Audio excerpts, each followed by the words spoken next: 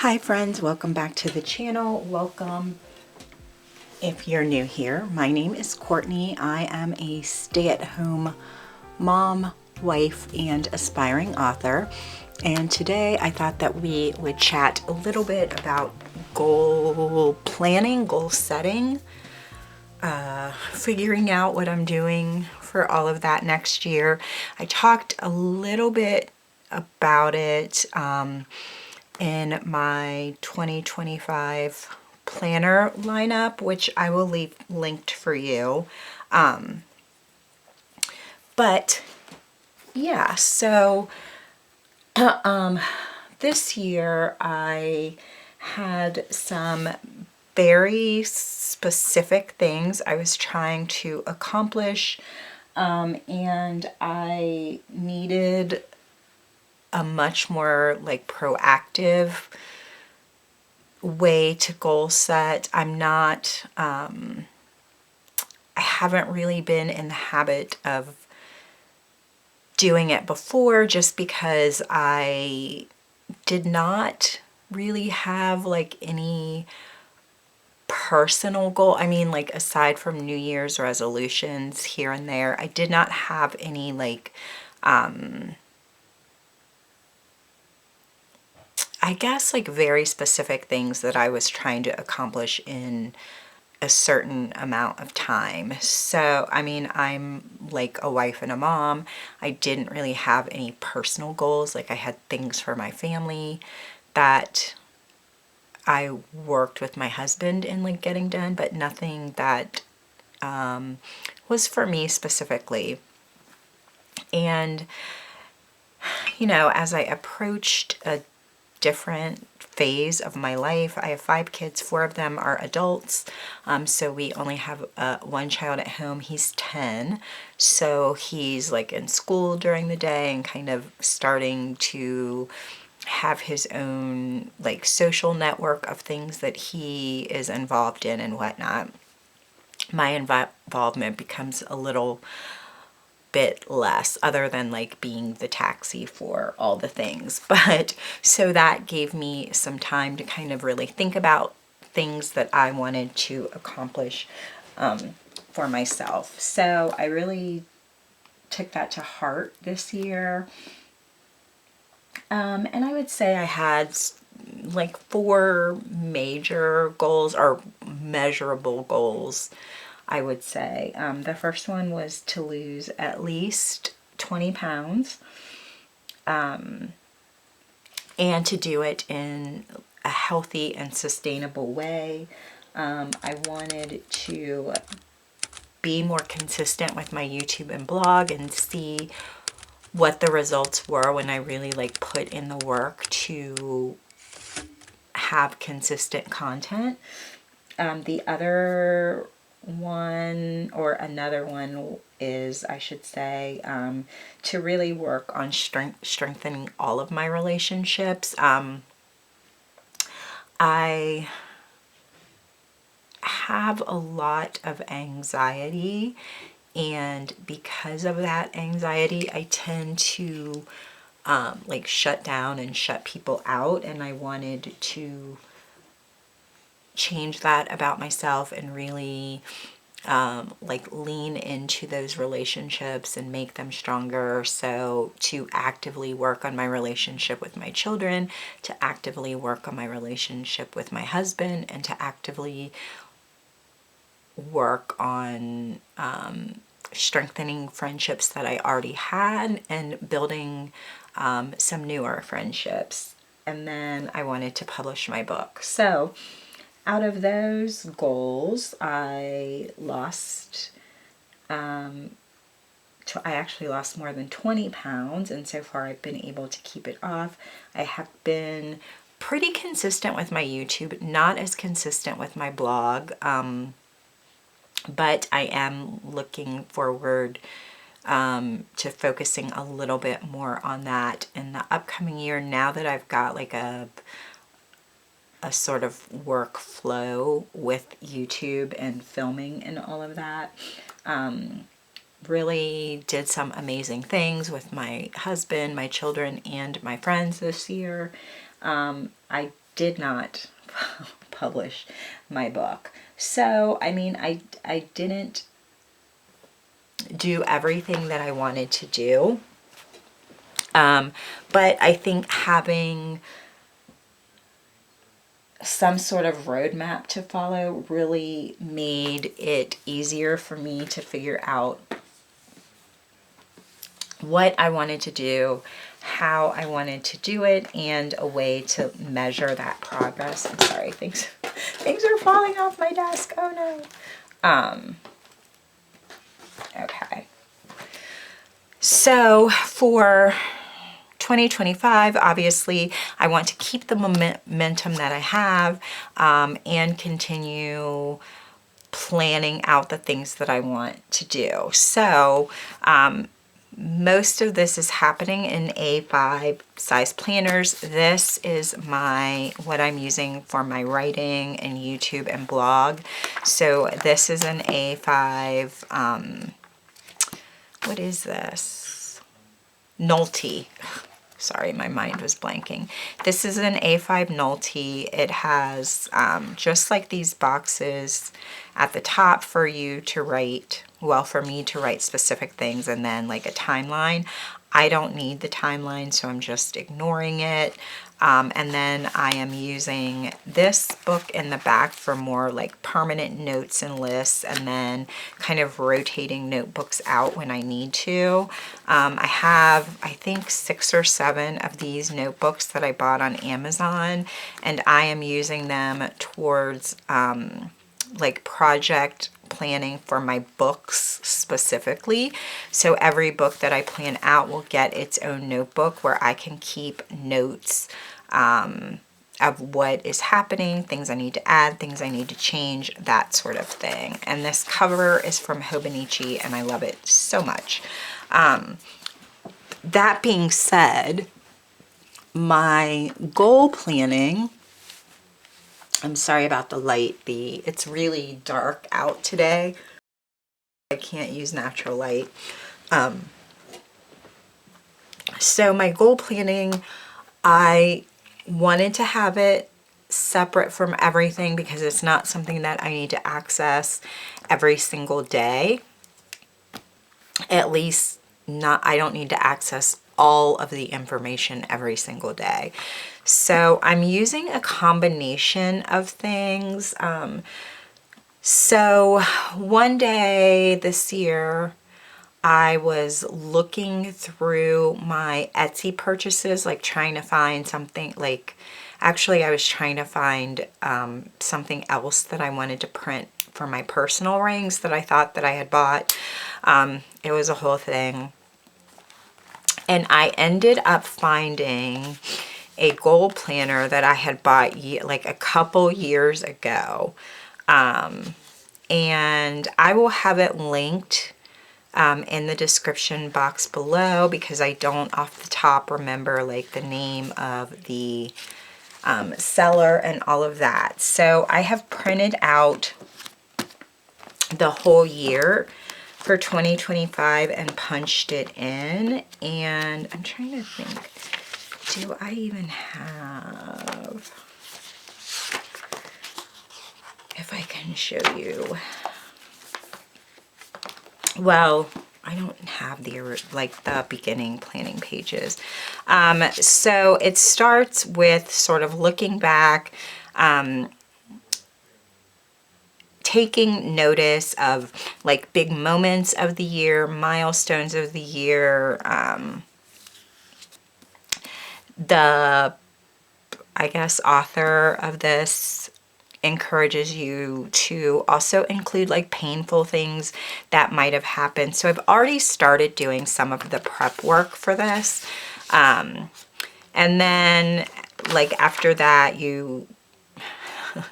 okay, side note, I printed this all out. I made a template of exactly the dimensions I wanted all the pages so that it, like when I got it in here, it would be nice and even. And then I punched it with the wrong size holes. So I punched it with my well, my hole punch, like you can move it for A5 or personal or pocket or whatever. And I had it set up for personal, and I punched the entire thing before I figured it out. And I didn't want to, like, this is the whole of the planner, and I just did not want to waste this much paper. So I repunched it. It's fine. It looks a little crazy. I'm trying not to let it like bother me too much, but so then you kind of go through, you figure out what worked. So these are some of like my milestones and kind of big moments, some hard moments. Not too many. I mean, like May was hard. That was 1 year since my dad passed away, but I have lots of other kind of exciting things. We have a pool in our backyard, and I rarely swim, and I'm a swimmer. I was a lifeguard in high school. It's just, I don't know, become one of those things that like I don't really do that much anymore. Like even when I'm out back, like watching the kids in the pool, I very rarely swim. So this year I made it a point to swim at least a couple of times a week. I would go out and swim for a half hour, an hour before my son woke up. So that was really something that I embraced. I reached my goal weight the same month that I turned 51, which was nice. We took our like lake trip to Michigan. My channel got monetized in October, which was exciting.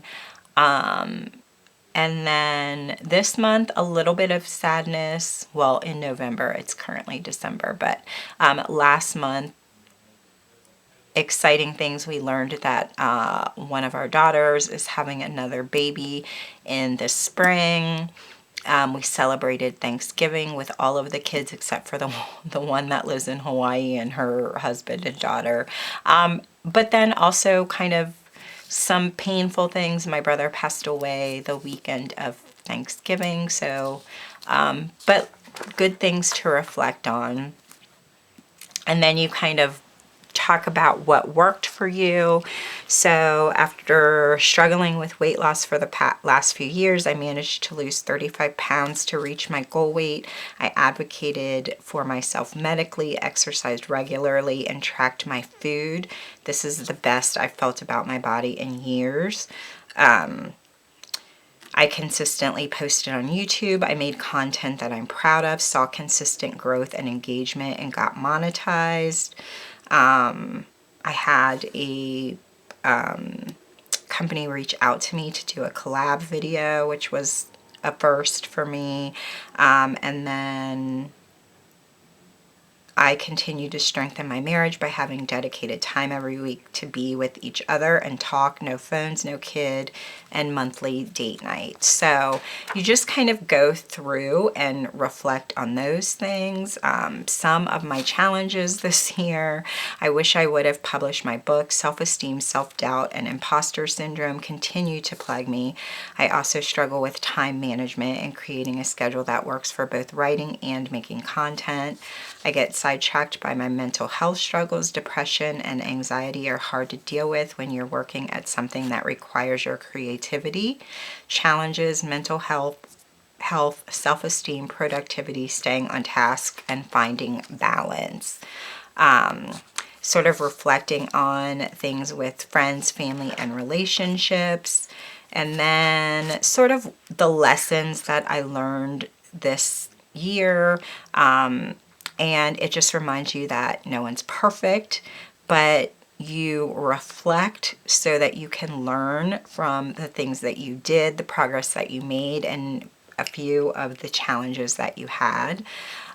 So it says write down top 3 achievements and what you learned from them.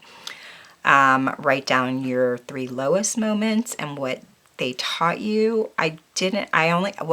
My top 3 achievements were made effort to connect more with friends, letting my guard down, letting people in is more important to my mental health than I thought it was.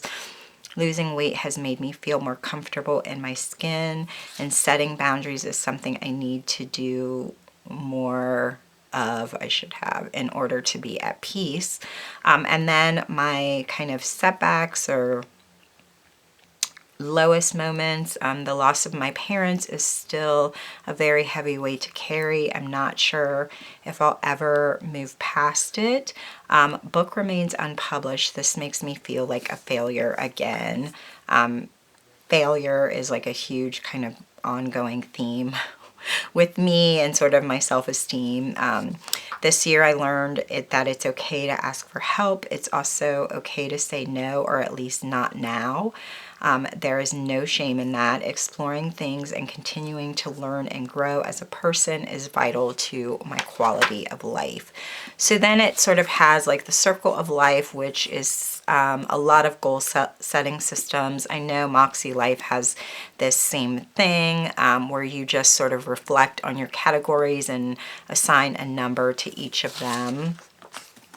And then once you do that, you kind of analyze the number and why you gave it that number. And then so with each step, you sort of narrow down your focus until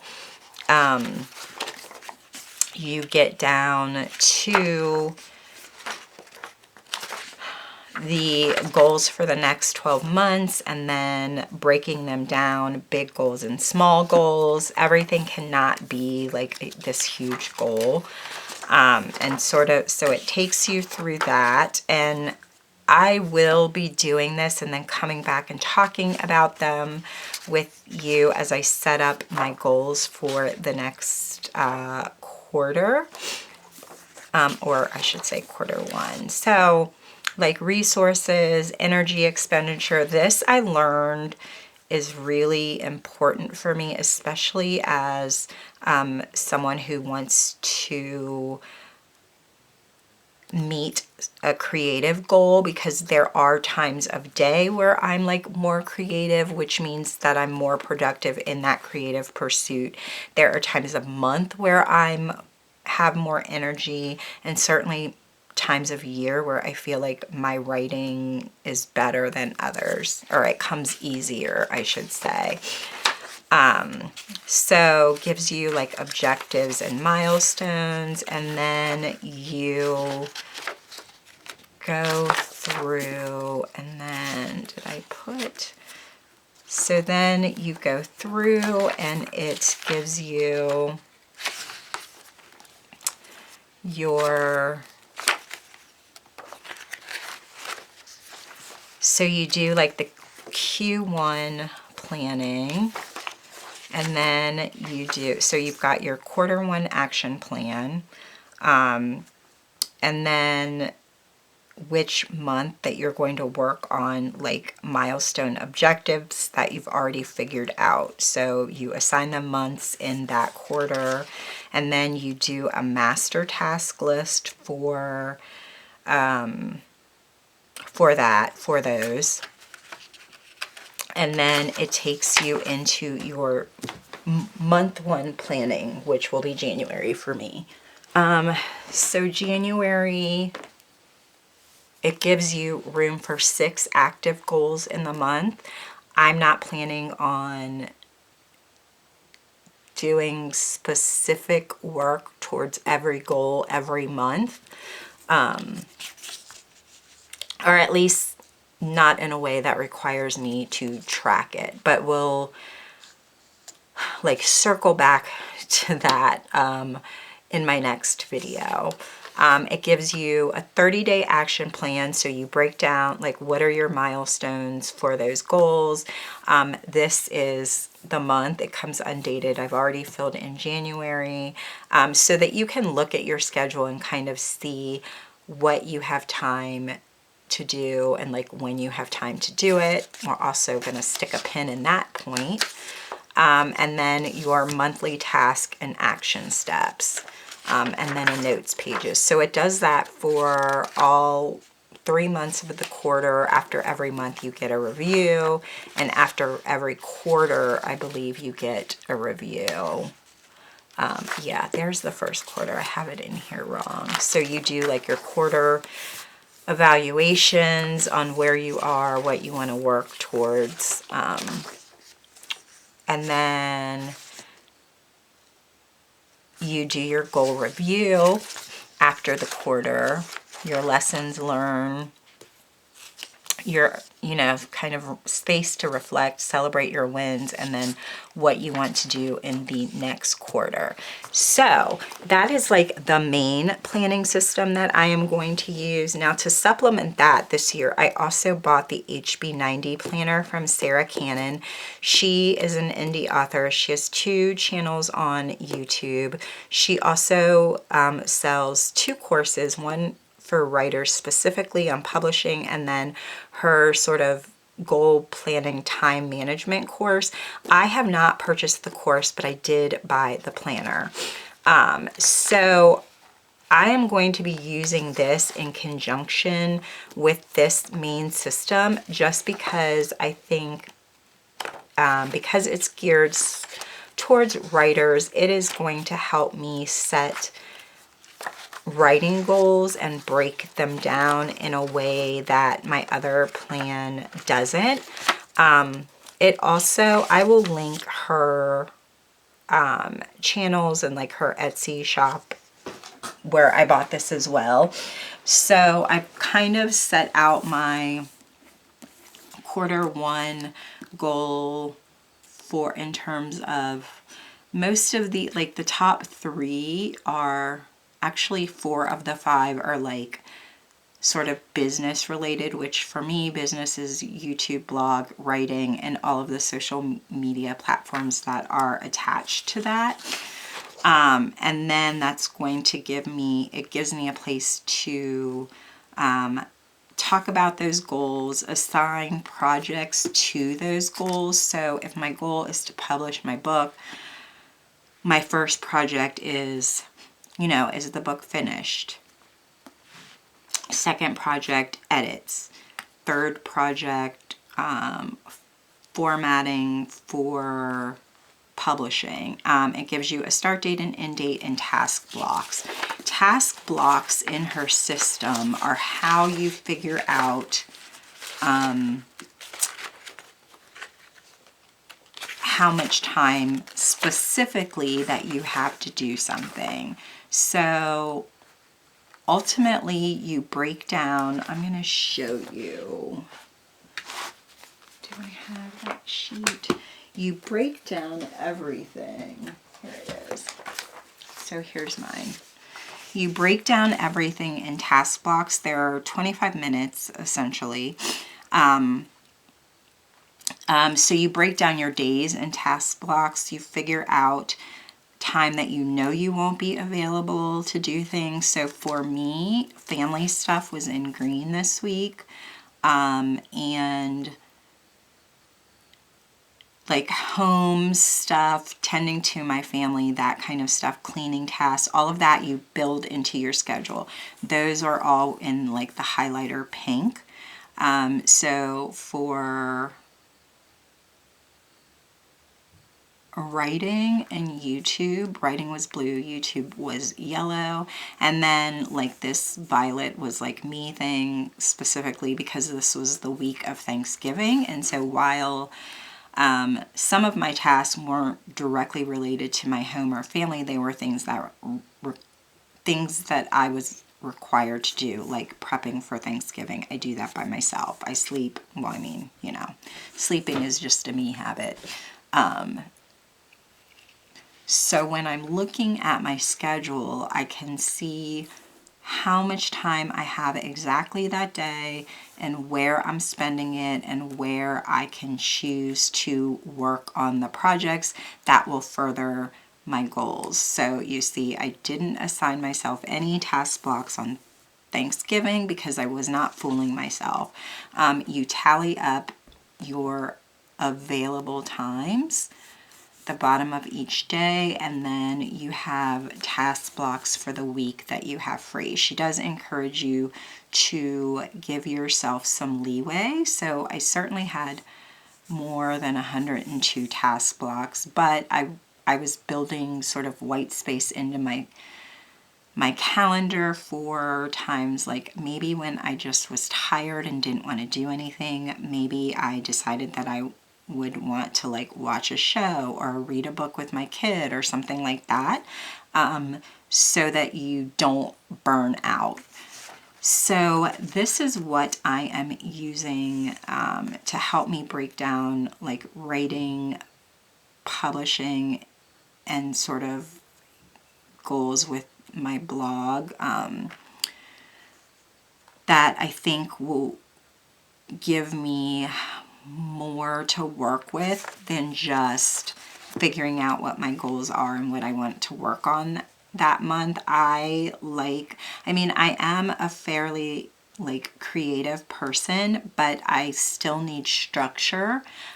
Structure in my days makes me work more efficiently, because I am certainly a person who will spend easily 4 hours surfing on my phone or looking, falling down some rabbit hole. Like the ADHD will be in full effect if I don't have something specific that I am trying to do and something that holds me accountable for my time, I've learned. So I will leave links for the things that I am using down below.